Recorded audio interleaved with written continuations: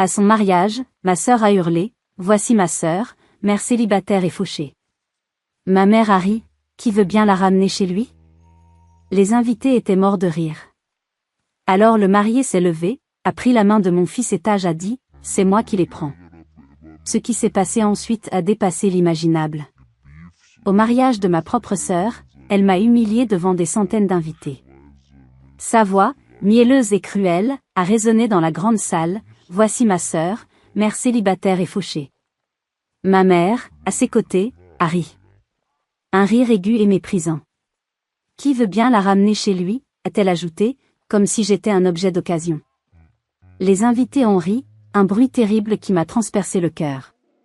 Mon fils de 10 ans a serré ma main, ses petits doigts tremblants. J'étais sur le point de m'effondrer. C'est alors que le marié, son fiancé, s'est levé.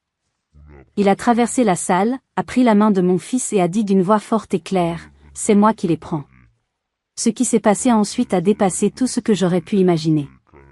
Avant de vous raconter en détail comment nous en sommes arrivés à ce moment incroyable, j'aimerais prendre une seconde pour vous saluer.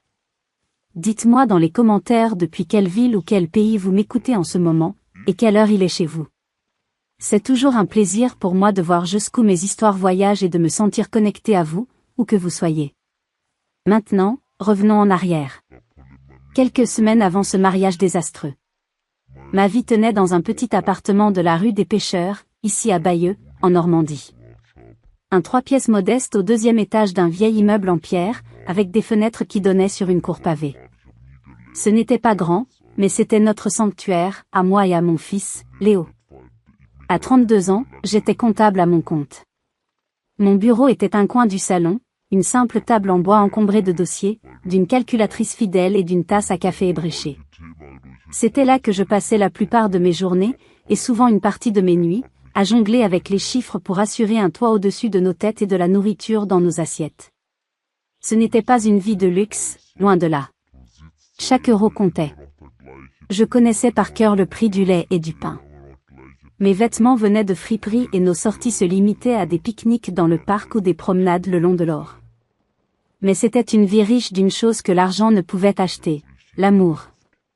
Quand Léo, mon petit garçon de 10 ans aux yeux pétillants de malice, rentrait de l'école, l'appartement s'illuminait. Son rire était la plus belle des musiques, ses câlins le plus précieux des trésors. Il était mon soleil, ma boussole, ma raison de me lever chaque matin et de me battre contre vent et marée. Depuis le décès de mon père d'une crise cardiaque 5 ans plus tôt, nous n'avions plus que l'un l'autre. Il était le seul homme de ma vie, et je savais que je ferais n'importe quoi pour lui. Notre petit équilibre, si chèrement construit, a été brisé par un appel téléphonique un mardi après-midi. Le nom « Maman » s'est affiché sur mon écran. J'ai senti mon estomac se nouer. Chaque conversation avec ma mère, Martine, était une épreuve. J'ai pris une grande inspiration, comme un plongeur avant de sauter dans l'eau glacée, et j'ai décroché. « Amélie ?» Sa voix était aussi nette et froide qu'un matin de janvier. « J'espère que je ne te dérange pas en plein milieu de tes petites affaires. » Le mépris dans sa voix était à peine voilé. Pour elle, mon travail n'était qu'un passe-temps insignifiant. « Non, maman. Tout va bien. »« Comment vas-tu » ai-je répondu, adoptant le ton neutre que j'avais perfectionné au fil des ans. « Ta sœur Chloé et son fiancé, Julien, viennent dîner samedi. Tu viens, bien sûr. » Ce n'était pas une invitation, c'était une convocation. Et amène Léo.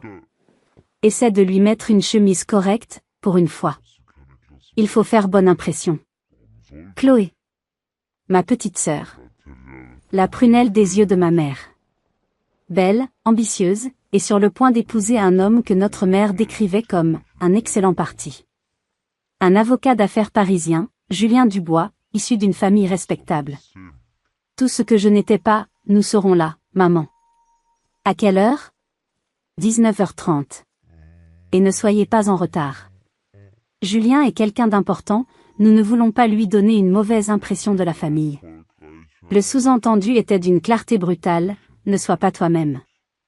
Ne sois pas la mère célibataire qui compte ses sous. Ne sois pas la femme fatiguée qui porte des vêtements de seconde main. Sois quelqu'un d'autre, juste pour une soirée. J'ai raccroché, le cœur lourd d'une lassitude familière. Léo est entré dans la pièce à ce moment-là, un dessin de château fort à la main, avec des tours et des remparts dessinés avec une application touchante.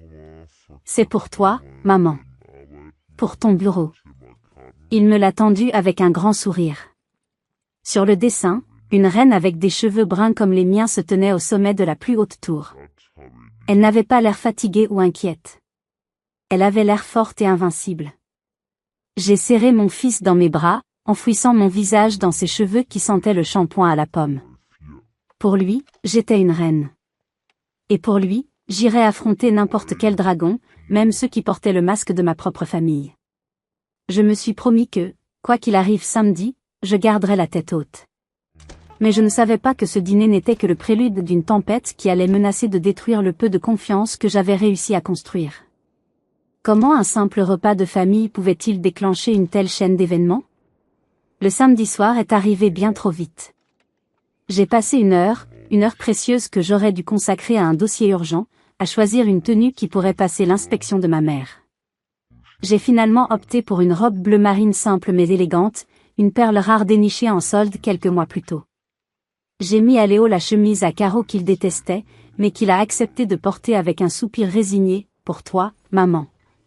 En nous garant devant la grande maison de ville de ma mère sur la place de la Liberté, une bâtisse imposante en pierre de Caen qui semblait me juger de ses hautes fenêtres, j'ai pris une profonde inspiration. Prêt, mon champion? Ai-je demandé à Léo, en lissant une mèche rebelle sur son front. Il a hoché la tête, son petit visage inhabituellement sérieux. On est une équipe, maman. Ces mots étaient mon armure. À peine la porte ouverte, le spectacle a commencé. Martine, impeccable dans un tailleur pantalon coûteux, nous a toisé de la tête aux pieds. Son regard s'est attardé une seconde de trop sur mes chaussures. Amélie. Ta robe est sobre. Léo, tiens-toi droit. Chloé est apparue derrière elle, telle une vision. Resplendissante dans une robe de créateur d'un rouge éclatant, elle semblait flotter. Elle m'a gratifié d'un sourire qui n'atteignait pas ses yeux et m'a à peine jeté un regard. Son attention était entièrement tournée vers l'homme qui se tenait à ses côtés. Julien Dubois. Il était encore plus impressionnant en personne que dans la description dithyrambique de ma mère. Grand, des cheveux noirs coupés courts, une mâchoire carrée et un costume parfaitement taillé qui criait le succès. Mais ce qui m'a frappé, ce n'était pas son apparence, c'était son regard. Des yeux noisettes, vifs et intelligents, mais surtout, une lueur de gentillesse et de chaleur que je n'attendais pas dans ce monde de faux-semblants. Amélie, voici Julien, a dit Chloé d'un ton possessif, en s'accrochant à son bras. Julien, ma grande sœur, Amélie. Et son fils, Léo. Le mot « fils » a été prononcé avec une pointe de pitié condescendante, comme si c'était une tare. Julien m'a tendu la main. Sa poignée était ferme et chaleureuse. Enchantée, Amélie. Chloé m'a beaucoup parlé de vous. Puis, il a fait quelque chose qui a stupéfié ma mère et ma sœur. Il s'est tourné vers Léo et s'est accroupi pour être à sa hauteur. Ce simple geste de respect a créé une fissure dans l'atmosphère glaciale. Salut Léo. J'ai entendu dire que tu construisais des châteaux forts. C'est vrai? Les yeux de Léo, d'habitude si timide en présence d'étrangers, se sont illuminés. Oui. Je suis en train de faire le donjon du château de Bayeux. Avec un pont-levis qui marche vraiment avec des ficelles. Incroyable, a dit Julien avec un sourire sincère qui a transformé son visage. J'adorais faire ça quand j'avais ton âge. J'avais même essayé de construire un trébuchet, mais j'ai failli casser une fenêtre. Il faudra que tu me montres tes plans. Pour la première fois de la soirée, Léo a ri. Un vrai rire, clair et heureux. Mon cœur s'est un peu desserré. Cet homme, ce parfait inconnu, avait montré plus d'intérêt et de respect pour mon fils en 30 secondes que ma propre famille en 10 ans. Le dîner fut une épreuve, comme prévu. Martine et Chloé ont monopolisé la conversation, un duo bien rodé dans l'art de l'autocélébration. Elles ont parlé des préparatifs extravagants du mariage, de la liste d'invités prestigieux, de leurs amis fortunés, de leur récent voyage à Dubaï. J'étais invisible, un fantôme à leur table, hochant la tête poliment de temps en temps. Chaque phrase semblait conçue pour me rappeler ma propre situation financière précaire. À un moment, Chloé a dit en riant, « Heureusement, Amélie n'a pas ce genre de problème. » Planifier un anniversaire chez MC Do, c'est plus simple, non? J'ai senti le rouge me monter aux joues. J'ai serré ma fourchette, mes jointures blanchissant. Mais avant que je puisse formuler une réponse cinglante, Julien a pris la parole, son ton calme et posé. En fait, je pense que gérer un budget serré demande beaucoup plus de talent, de créativité et d'intelligence que de simplement signer des chèques. C'est un vrai défi. Amélie, je suis sûre que vous êtes une excellente gestionnaire. Le silence est tombé. Chloé l'a regardé, surprise et visiblement agacée. Ma mère a pincé les lèvres. Il m'avait défendu. Subtilement, mais fermement. J'ai levé les yeux et nos regards se sont croisés par-dessus la table. Il m'a fait un clin d'œil presque imperceptible. La soirée s'est terminée dans une atmosphère tendue. Alors que nous nous préparions à partir, Léo a fièrement montré à Julien un petit dessin de catapulte qu'il avait fait sur un coin de serviette en papier. Julien l'a examiné avec le plus grand sérieux. C'est un excellent design, Léo. Le contrepoids est bien positionné. Garde-le précieusement. Alors que nous étions dans l'entrée, Julien m'a de nouveau serré la main pour me dire au revoir. Il a retenu ma main une seconde de plus que nécessaire. On ne se serait pas déjà rencontré quelque part, a-t-il demandé à voix basse, pour que les autres n'entendent pas, votre visage m'est incroyablement familier. J'ai froncé les sourcils. Je ne pense pas. Je n'oublierai pas, peut-être, a-t-il dit, son regard intense. Mais j'ai cette étrange impression de déjà-vu. Comme un écho. Sa question a tourné en boucle dans ma tête tout le chemin du retour. Était-ce juste une phrase banale, une tentative de politesse? Ou y avait-il quelque chose de plus, un lien invisible que je ne parvenais pas à identifier? Les jours qui ont suivi ce dîner ont apporté une nouvelle forme de torture, plus insidieuse. Chloé a décidé, avec l'approbation enthousiaste de ma mère, que puisque je travaillais de la maison et que j'avais donc plein de temps libre, une affirmation qui m'a fait rire amèrement, je serais la personne idéale pour gérer la logistique de son mariage. Ce n'était pas une demande, c'était un décret. Du jour au lendemain, je suis devenue sa planificatrice de mariage non rémunérée. Mon petit appartement, déjà à l'étroit, s'est transformé en quartier général de l'opération « Mariage parfait » de Chloé. Les piles de mes dossiers clients ont dû partager l'espace avec des échantillons de faire-part, des devis de traiteurs et des catalogues de fleurs. Ma vie est devenue un cauchemar logistique. Je passais mes journées à jongler entre les déclarations de TVA de mes clients et les appels téléphoniques interminables. Je devais négocier avec des fournisseurs, confirmer des réservations, et surtout, supporter les caprices de ma sœur. Elle changeait d'avis toutes les 5 minutes, exigeant des choses impossibles avec le ton d'une reine s'adressant à sa servante. Martine, quant à elle, se contentait de superviser de loin, estimant que ces tâches, vulgaires, étaient indignes de son statut. Je croulais sous le stress. Les nuits se raccourcissaient, le café devenait mon meilleur ami. Je le faisais pour maintenir une paix familiale fragile, pour que Léo ne subisse pas les foudres de sa grand-mère et de sa tante. Mais la reconnaissance était un concept étranger à ma famille.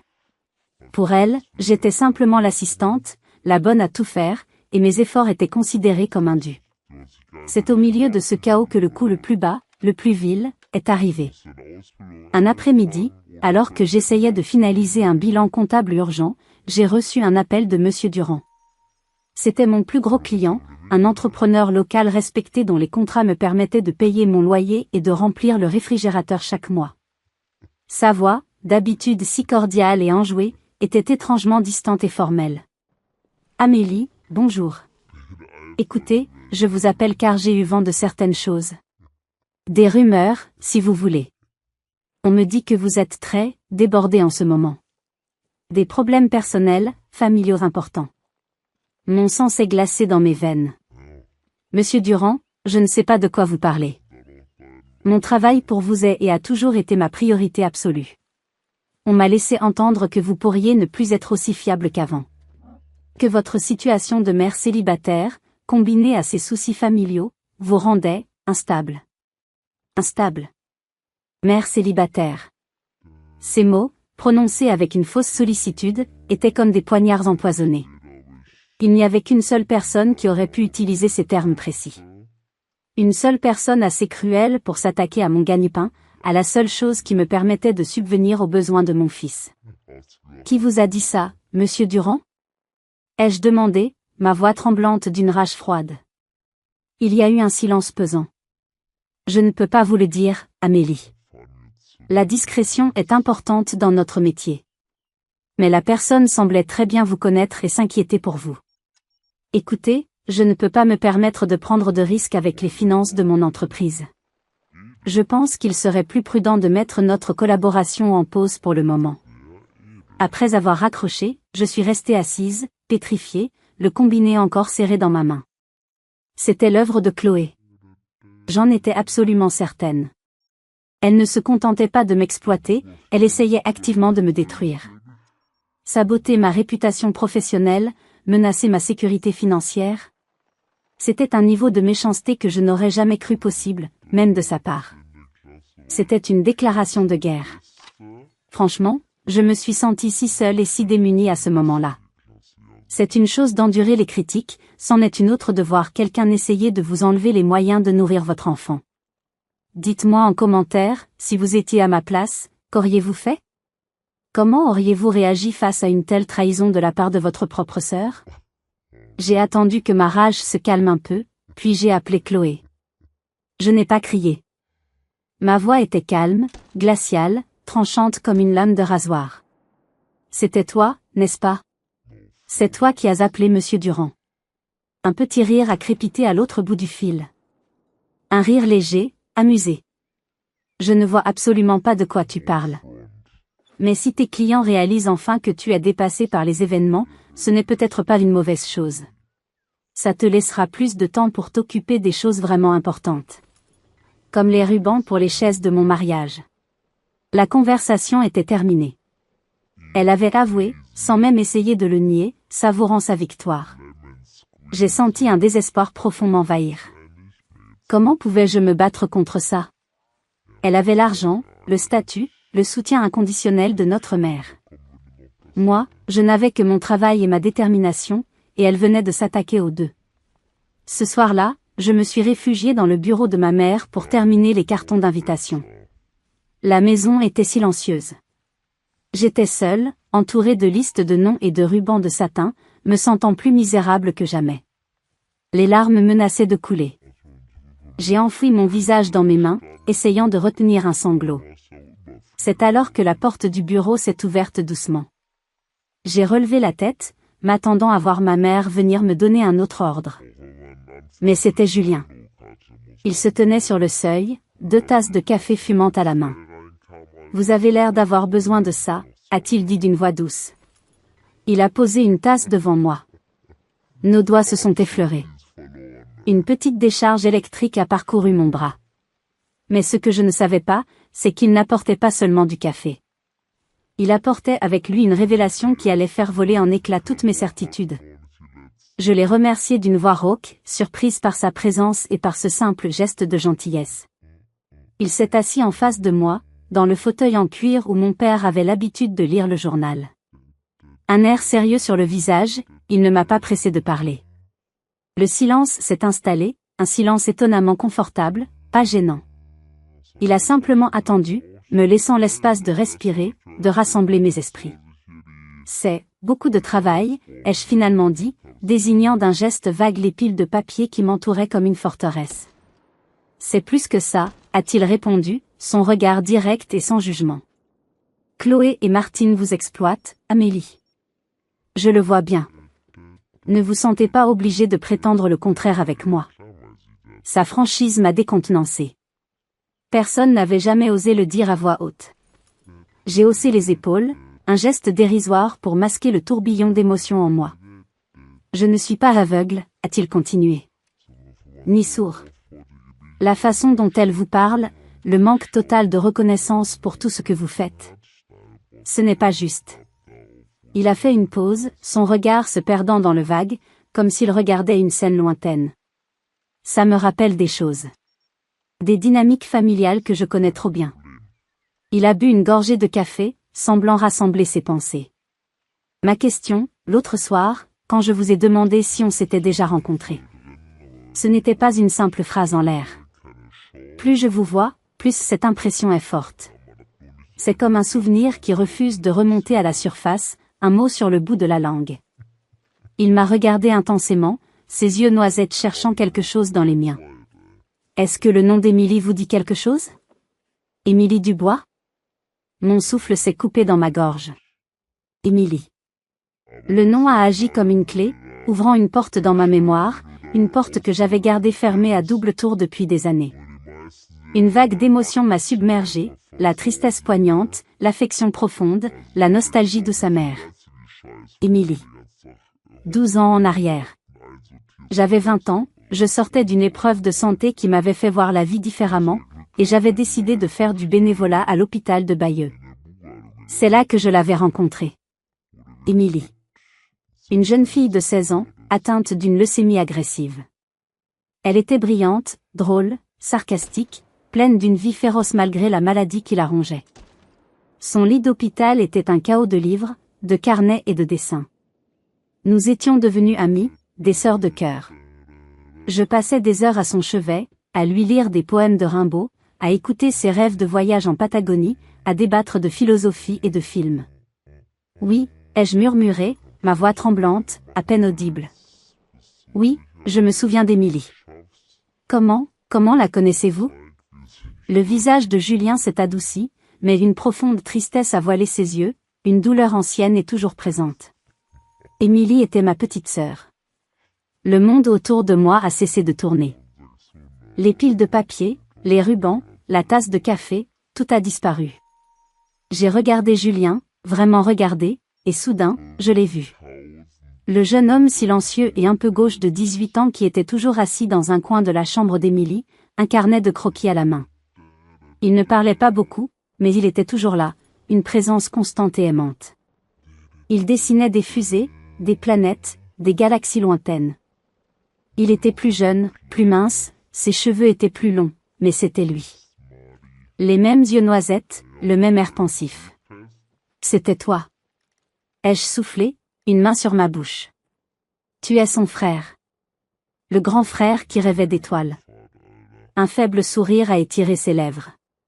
Tu te souviens de moi? Je n'oublierai jamais Émilie, ai-je dit, les larmes me montant aux yeux.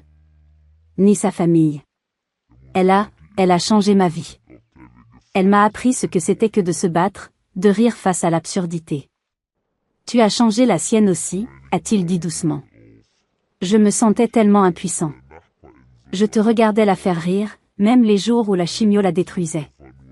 Tu étais sa lumière, Amélie. Sa bouffée d'air frais. Il a marqué une pause, un souvenir traversant son regard. Une fois, tu as amené ton fils. Léo. Il devait avoir, à peine 2 ans? J'ai hoché la tête, n'arrivant plus à parler. Le souvenir était si vif. Le petit Léo, sur mes genoux, barbouillant une feuille de papier avec des feutres de couleur, sa langue entre les dents. Il lui a dessiné des étoiles et des planètes. Pour qu'elle puisse voyager, disait-il. Elle a scotché ses dessins sur le mur en face de son lit. C'était la dernière chose qu'elle voyait le soir et la première le matin. Elle l'appelait son petit astronaute. Les larmes que j'avais retenues ont commencé à couler sur mes joues. Nous sommes restés assis en silence, unis par le souvenir de cette âme lumineuse que nous avions tous les deux aimée et perdue. Elle t'adorait, a murmuré Julien. Elle disait que tu étais comme la grande sœur qu'elle n'avait jamais eue. Elle disait que tu lui avais montré comment vivre pleinement chaque instant, même quand il n'en restait plus beaucoup. J'ai séché mes larmes avec le dos de ma main. Je n'aurais jamais pensé te revoir. Moi non plus, a-t-il dit. Sa voix était devenue plus basse, plus intense. Mais maintenant que je vous ai retrouvé, tout est différent. Ces mots flottaient dans l'air, chargés d'un poids immense. Ce n'était plus le fiancé de ma sœur qui était assis en face de moi. C'était le gardien d'un passé que nous partagions. Un passé qui nous liait d'une manière que personne ne pouvait comprendre. Surtout pas Chloé. Cette révélation changeait tout. Absolument tout. Notre connexion n'était plus une simple impression, c'était un fait. Mais ce lien, forgé dans la douleur et l'amitié, allait-il devenir une source de réconfort ou la cause d'un conflit encore plus grand? Les jours suivants ont été empreints d'une tension étrange et nouvelle. Un courant sous-jacent, un secret partagé, avait été établi entre Julien et moi. Nous n'en avons pas reparlé directement, mais c'était là, dans ses regards qui s'attardaient un peu plus longtemps, dans ses sourires discrets lorsqu'il me croisait chez ma mère alors que je m'occupais d'un détail de dernière minute pour le mariage. C'était un réconfort et une source d'angoisse à la fois. La situation était inextricable. J'étais la sœur de sa fiancée, la planificatrice non officielle de son mariage. Il ne pouvait y avoir aucune ambiguïté. Pourtant, le souvenir d'Émilie nous enveloppait, créant une bulle d'intimité et de compréhension mutuelle au milieu du chaos et de la superficialité. Puis, une semaine exactement avant le mariage, mon téléphone a sonné. C'était Julien. Mon estomac s'est noué instantanément. « Amélie, il faut que je vous parle », a-t-il dit, sa voix inhabituellement urgente. « Julien, qu'est-ce qui se passe ? Un problème avec le traiteur ? Non, non, rien de tout ça. C'est plus important. J'ai parlé à Chloé. Je lui ai dit que je voulais que vous soyez son témoin. Sa demoiselle d'honneur principale. J'ai failli en laisser tomber mon téléphone. Un silence abasourdi a suivi. Quoi ? Mais, pourquoi ?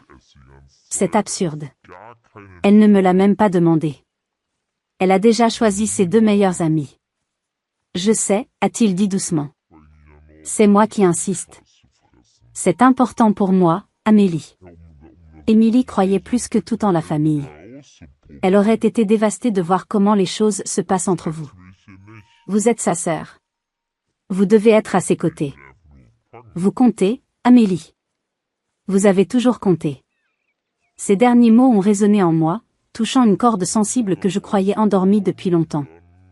Vous comptez. Personne dans ma famille ne m'avait jamais dit ça.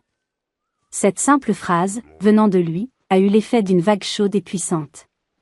J'étais submergée. Je ne veux pas causer de problème, Julien. Vraiment. Ce serait une catastrophe.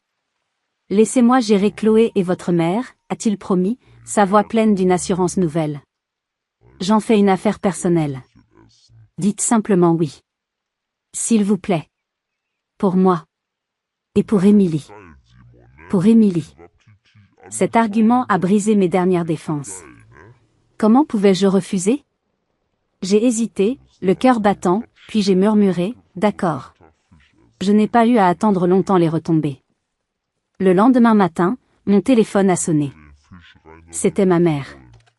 Sa voix n'était pas froide cette fois. Elle était glaciale, un iceberg de fureur contenue. Amélie, à quoi est-ce que tu joues ? A-t-elle sifflé, sans même dire bonjour. Maman, je peux t'expliquer. Chloé est en larmes. Elle est hystérique. Comment as-tu osé ? Après tout ce qu'elle fait pour toi, en te laissant participer à son mariage. Il fallait encore que tu te mettes en avant, que tu ramènes tout à toi. C'est maladif chez toi. L'injustice de l'accusation m'a frappé de plein fouet. Je n'ai rien demandé, ai-je répondu, ma voix tremblant de colère contenue. C'est Julien qui a insisté. Parle-lui si tu as un problème avec ça. Elle a eu un rire méprisant, un son laid qui m'a écorché les oreilles. Bien sûr. Le pauvre Julien. Tu as dû le manipuler, jouer ta partition habituelle de la pauvre victime, de la mère célibataire courageuse. Tu es incroyable de perfidie. Ne gâche pas le plus beau jour de la vie de ta sœur. Compris ? J'ai regardé par la fenêtre de mon petit bureau. Dehors, Léo jouait au football dans la cour de notre immeuble, son rire insouciant flottant jusqu'à moi. Il était mon encre. Ma réalité. Il m'a donné la force de répondre. Si Chloé ne veut pas de moi comme témoin, elle est assez grande pour me le dire elle-même, ai-je dit, ma voix plus ferme, plus assurée que je ne l'avais jamais été avec elle. Je me retirerai sans faire d'histoire. Mais je ne me laisserai plus insulter. Tu ne peux pas. A-t-elle presque crié, paniquée. Julien l'a déjà annoncé à ses parents. Tu vas nous faire passer pour quoi ? Une famille divisée ? Tu vas nous humilier ? Non. Tu vas jouer ton rôle, tu vas sourire, et surtout, tu ne feras pas de vagues. C'est clair ? Elle a raccroché avant que je puisse répondre. Je suis restée là, les mains tremblantes. J'étais prise au piège. Si je refusais, je passais pour la méchante qui humiliait la famille. Si j'acceptais, je devais endurer la haine silencieuse de ma sœur et de ma mère pendant toute la cérémonie. Mais ensuite, j'ai repensé aux mots de Julien. Vous comptez. Et j'ai pensé à Léo. Il méritait de voir sa mère la tête haute. Il méritait de voir que personne n'avait le droit de nous traiter comme des moins que rien. J'allais le faire. Pas pour Chloé, ni pour ma mère. Je le ferai pour moi. Pour Léo. Et pour le souvenir d'une jeune fille qui m'avait appris à me battre. La nuit avant le mariage, je n'ai pas dormi. Les mots de ma mère tournaient en boucle dans ma tête. Chloé ne m'avait ni appelé, ni envoyé de message. Son silence était plus blessant que n'importe quelle insulte. Était-ce une erreur monumentale? Allais-je regretter cette décision? Le jour du mariage est arrivé, baigné d'une lumière normande douce et pâle, comme si le ciel lui-même retenait son souffle. La cérémonie avait lieu à la majestueuse cathédrale Notre-Dame de Bayeux, un chef-d'œuvre d'architecture gothique dont les flèches semblaient percer les nuages. Tout était parfait, un décor de conte de fées pour le grand jour de Chloé.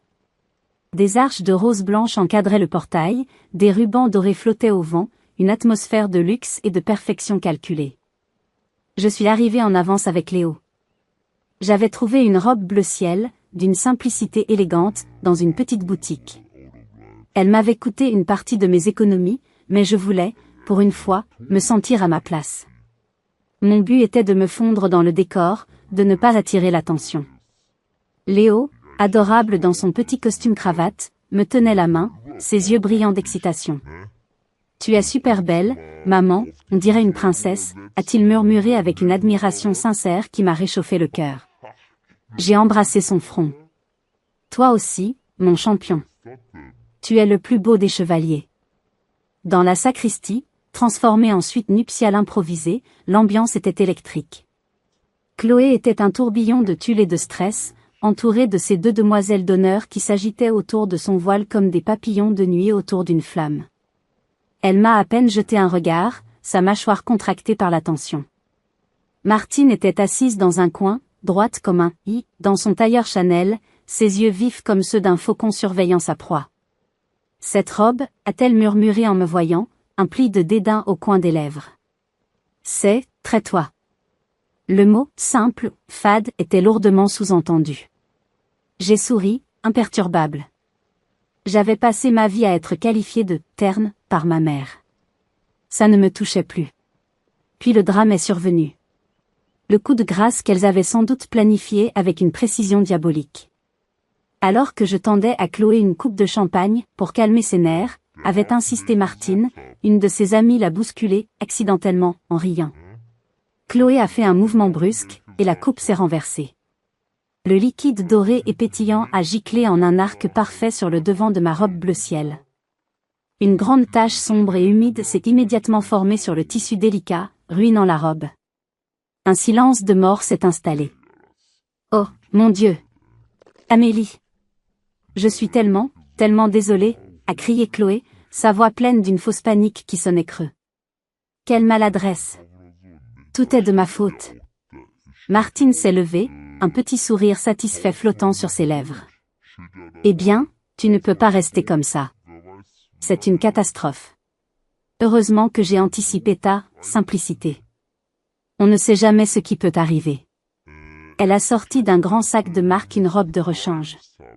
Une robe informe, d'une couleur beige indéfinissable, le genre de vêtements sans âge et sans style qu'on porterait pour faire le ménage ou aller au supermarché.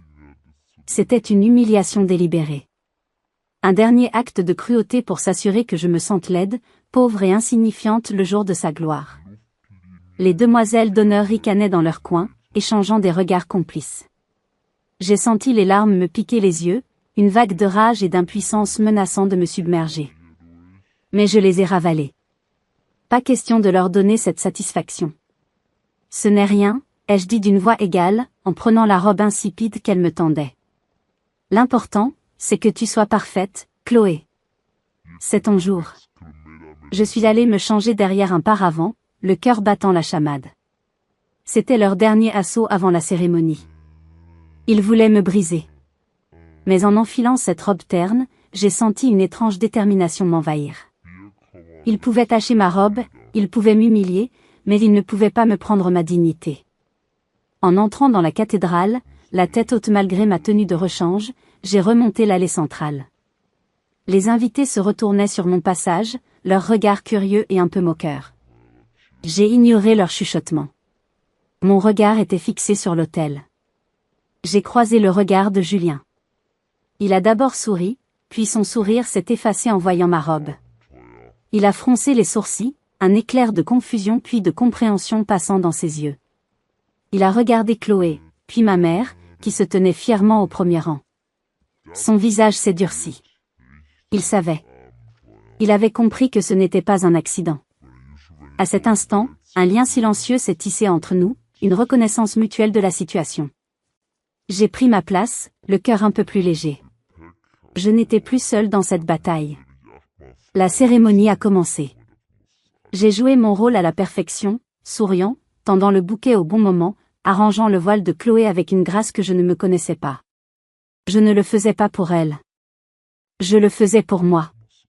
Dans le premier rang, Léo me regardait avec une fierté infinie dans les yeux. Il était mon ancre, ma force. La journée était loin d'être terminée, mais je savais maintenant que, quoi qu'il arrive, je n'étais plus la seule à voir la vérité. Et cela changeait absolument tout. La réception se tenait dans un magnifique château des environs de Bayeux, un de ces joyaux du patrimoine normand avec des douves, des tourelles et des jardins à la française. Des chandeliers en cristal pendaient des hauts plafonds à poutres apparentes, jetant une lumière scintillante sur les tables impeccablement dressées. L'air embaumait le parfum entêtant des lys et le son cristallin du champagne qui coulait à flots. C'était un tableau parfait, une mise en scène opulente pour le bonheur de Chloé. Un bonheur qui sonnait aussi creux que les armures de décoration dans le grand hall. J'ai fait de mon mieux pour rester en retrait, pour devenir une partie du décor, aussi fade que ma robe beige. J'observais Léo qui, à ma grande surprise, semblait passer un bon moment. Julien, fidèle à sa promesse silencieuse, l'avait pris sous son aile. Il l'avait présenté à quelques cousins de son âge et venait régulièrement s'assurer qu'ils ne se sentent pas seuls, lui parlant de football et de jeux vidéo avec un intérêt sincère. Chaque fois que mon regard croisait celui de Julien par-dessus la foule, il me gratifiait d'un sourire rassurant, un message silencieux qui disait « Je suis là. Je sais. Tiens bon. » Les discours ont commencé après le plat principal. Le père de Julien a porté un toast chaleureux et émouvant. Les amis du couple ont enchaîné avec des anecdotes drôles et légères. Puis, ce fut le tour de Chloé. Elle s'est levée, rayonnante dans sa robe de princesse, son verre de champagne à la main, savourant l'attention de tous. Elle a remercié ses beaux-parents, ses amis, et puis elle s'est tournée vers moi. Un silence s'est fait dans la salle, comme si tout le monde sentait que le vrai spectacle allait commencer. Et bien sûr, a-t-elle commencé, sa voix douce et sucrée comme un poison. Je dois remercier ma témoin, ma grande sœur, Amélie. Des applaudissements polis ont parcouru la salle. J'ai esquissé un sourire crispé, sentant tous les regards se tourner vers moi.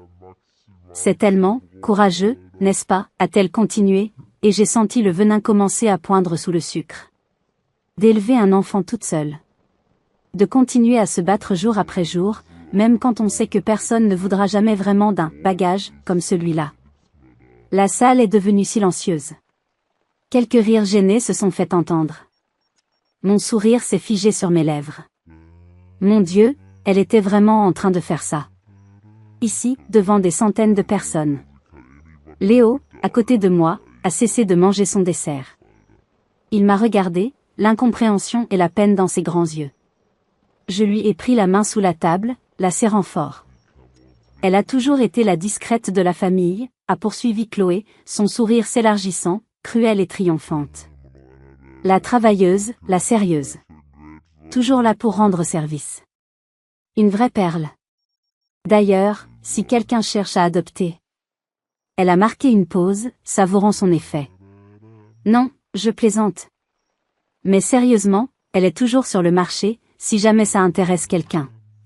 C'est les soldes, profitez-en. Cette fois, les rires ont été plus francs, plus cruels. Des gens que je ne connaissais pas se tournaient pour me dévisager, certains avec une pitié humiliante, d'autres avec un amusement non dissimulé. Je sentais mon visage brûler. Je voulais disparaître, m'enfoncer sous terre. Je ne pouvais plus respirer. Je sentais tous les regards sur moi, mais je ne savais pas encore que le pire était à venir. Car ma mère, voyant que Chloé avait ouvert les hostilités, a décidé qu'il était temps de porter le coup de grâce. Elle s'est levée, a pris un autre micro que lui tendait un serveur complaisant, et s'est placée à côté de sa fille préférée, comme pour former un front uni contre moi. Chloé a tellement raison, a-t-elle glapi, sa voix stridente perçant le brouhaha. Notre Amélie a toujours été comme ça, fiable, mais un peu terne. C'est vrai qu'elle est d'occasion, avec un enfant en plus, mais même les articles de seconde main peuvent encore avoir de la valeur, n'est-ce pas? Il suffit de ne pas être trop exigeant. Qui est intéressé pour la ramener ce soir? Le rire a explosé dans la salle. Un rire bruyant, moqueur, qui m'a frappé comme une gifle en plein visage. Ma vision s'est brouillée. J'ai serré la main de Léo si fort que mes ongles s'enfonçaient dans ma paume. C'était un cauchemar. Un lynchage public orchestré par ma propre mère et ma propre sœur. J'ai pris ma décision. C'était fini. J'allais me lever, prendre mon fils, et partir.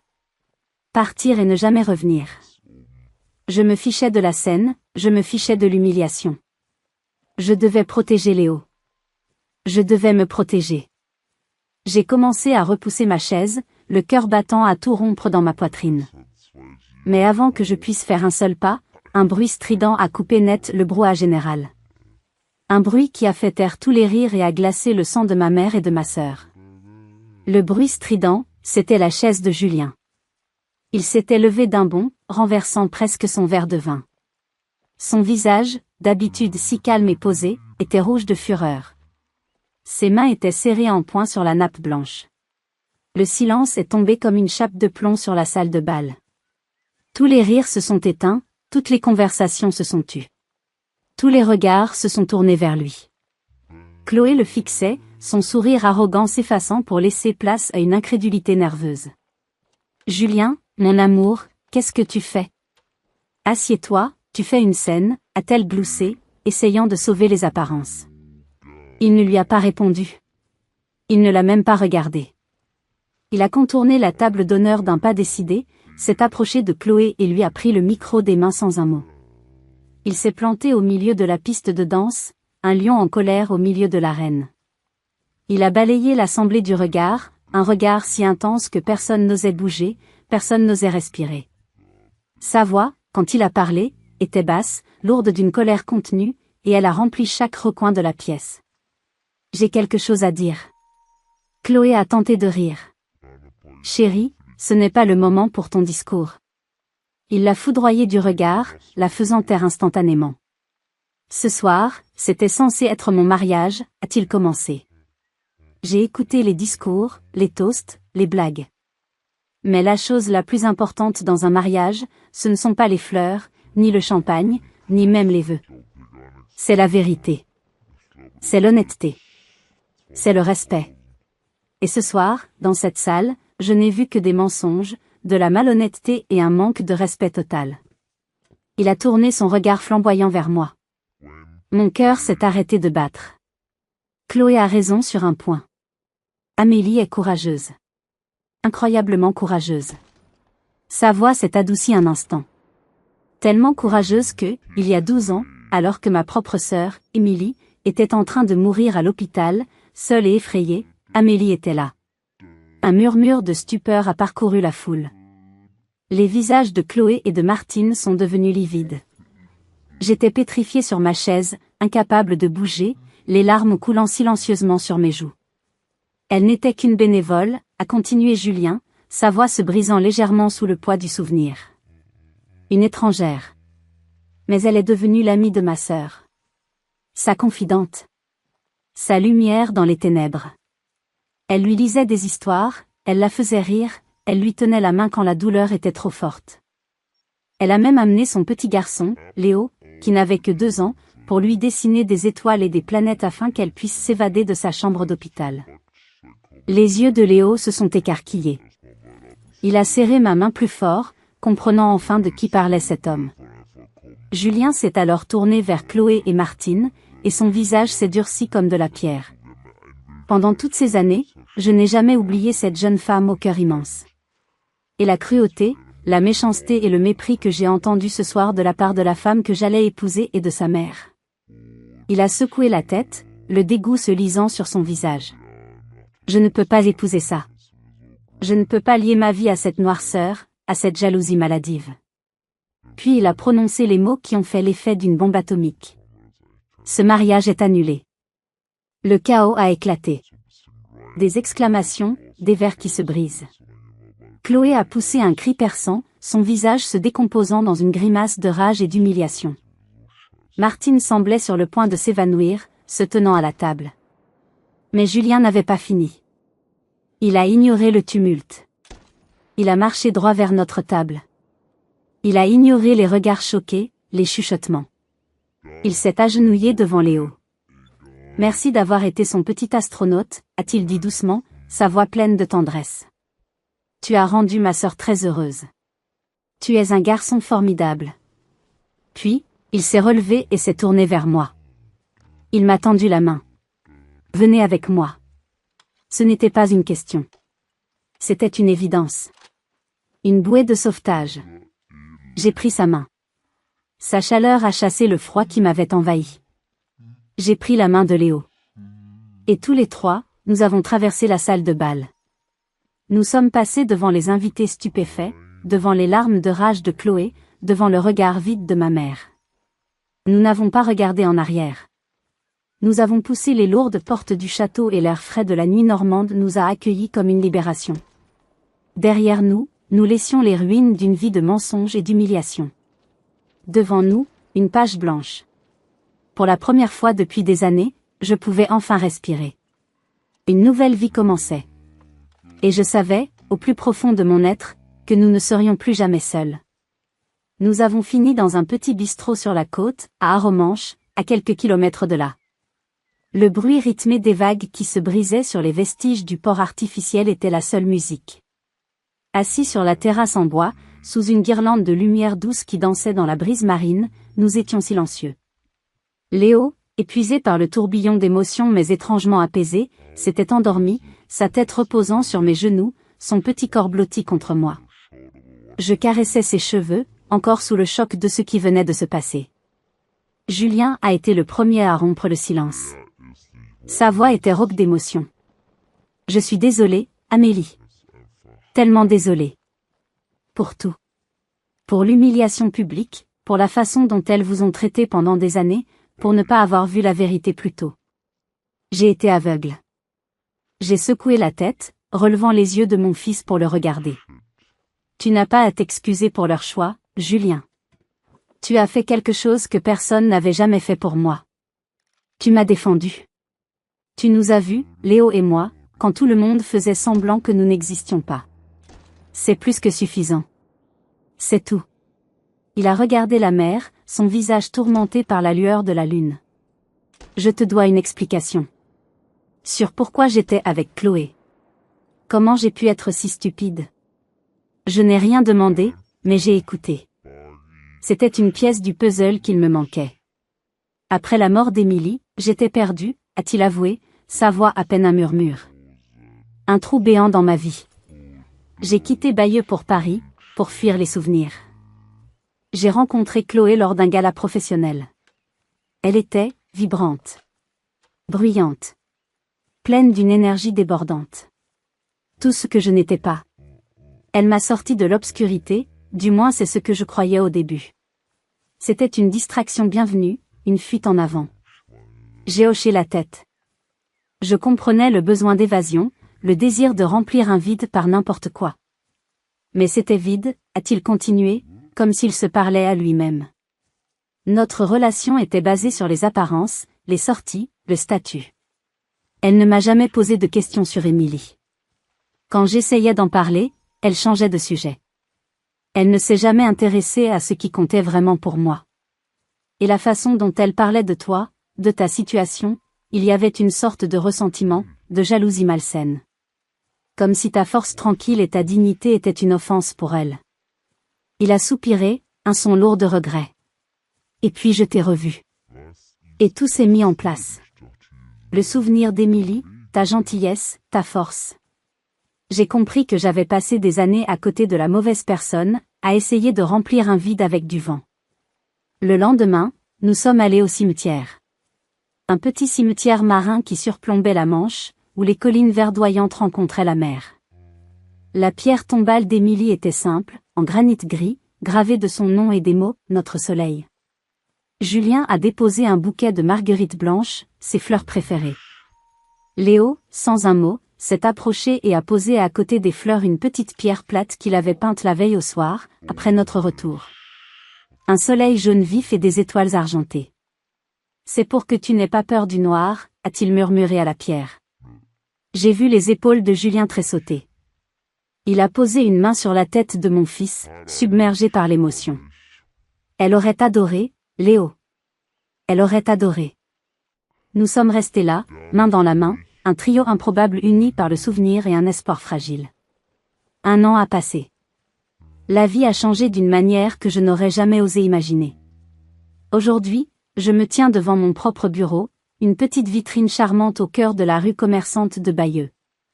Une plaque en laiton brillant, polie chaque matin, porte l'inscription « Amélie Conseil, comptabilité ». Julien m'avait non seulement prêté l'argent pour le dépôt de garantie, mais il m'avait surtout donné la confiance nécessaire pour me lancer. « Ton ralent ne doit plus se cacher dans un coin de salon », avait-il dit. L'entreprise prospérait. Ma réputation de comptable rigoureuse, honnête et bienveillante s'était répandue de bouche à oreille. Monsieur Durand était redevenu mon client, après m'avoir présenté des excuses confuses. Léo, qui avait maintenant 11 ans, était le capitaine de son équipe de football. Il était plus grand, plus confiant, plus bavard. L'ombre de l'insécurité que ma famille avait jetée sur lui s'était dissipée, remplacée par la lumière de l'acceptation et de l'amour. Julien était notre roc.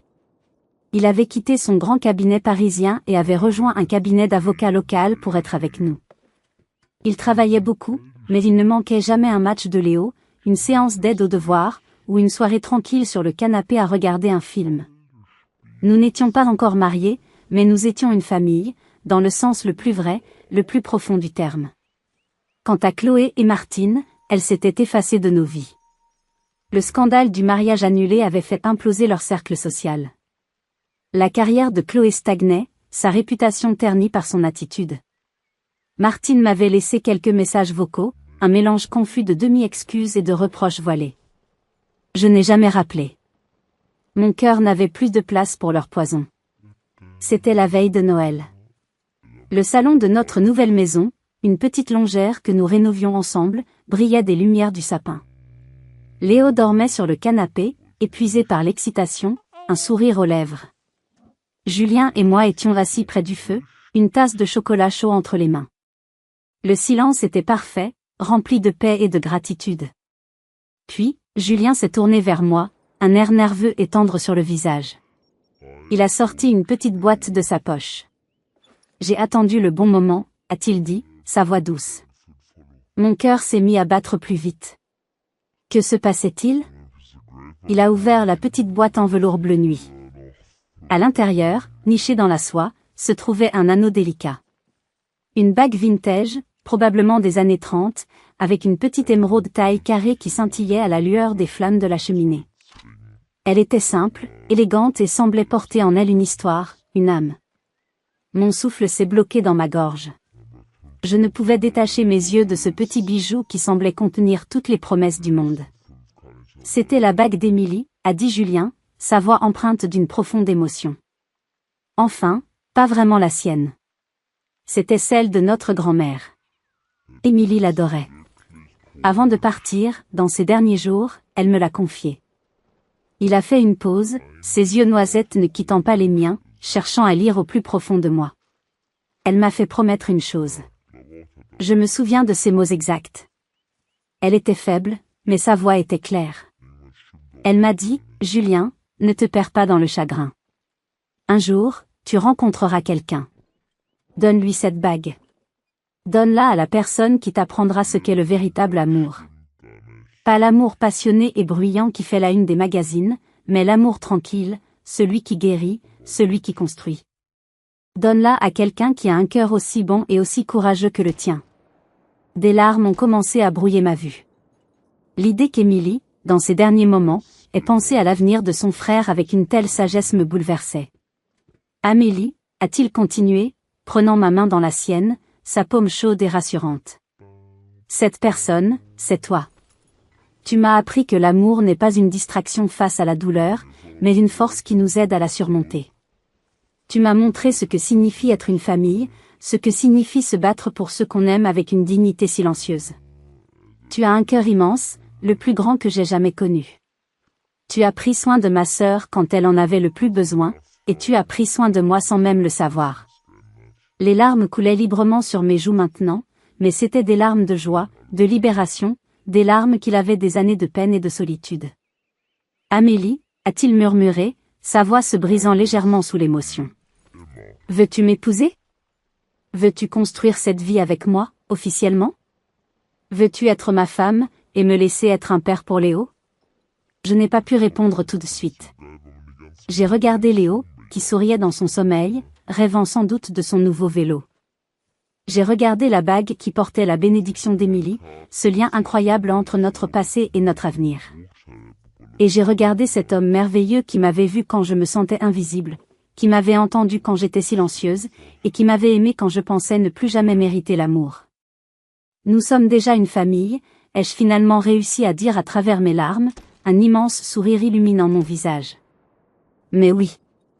Oui, 1000 fois oui. Rendons cela officiel. Avec des mains légèrement tremblantes, il a sorti la bague de son écrin et l'a glissée à mon doigt. Elle était parfaite.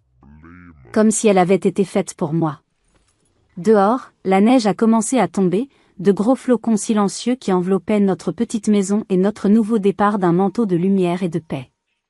Notre histoire n'est pas une histoire de vengeance, même si, je l'avoue, une petite partie de moi a trouvé une certaine satisfaction dans la déchéance sociale de ma sœur et de ma mère.